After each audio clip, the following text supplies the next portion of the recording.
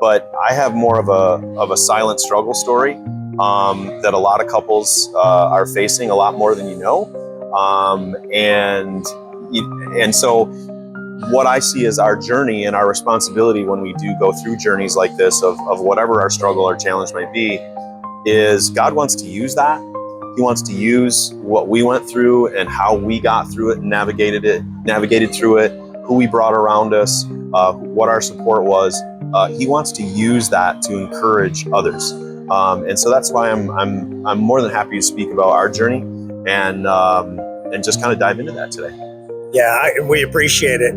You know, some of the things I'd like to hear from you just from talking prior to turning on the camera here is just, you know, you mentioned about the journey, I think infertility, which I had no idea you were going to talk about. I know that is, listening to the podcast I listen to in the health and longevity space, I know it's a really, really big problem. Yeah. We've heard about the microplastics. We hear about the estrogens, the xenoestrogens, the hormone mimickers. We know men's testosterone levels are dropping and all these physiological things that are taking place.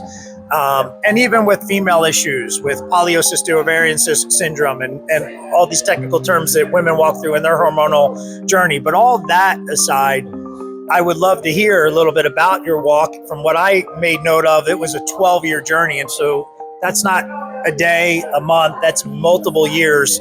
And that ties into, you know, why hasn't God done this for me yet? And maybe, you know, some confusion and maybe doubts.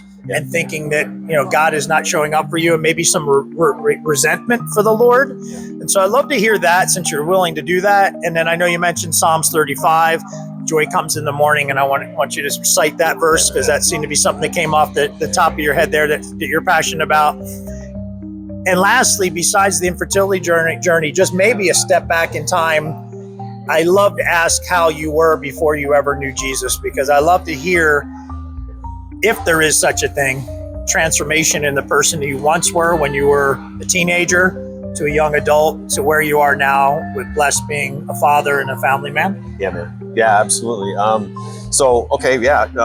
a little bit to talk about this morning. So yeah, not much. But yeah, so as Ron said, and I always want to call you Pastor Ron just because I feel like, hey, you know, Pastor Ron said, I am an ordained minister. There you go. Well, yeah, there you go. So anyway, as Ron was saying, our journey was a 12-year journey. And I know in the business world, and Ron experiences it, I've experienced it, rejection, right? We all deal with rejection in our world.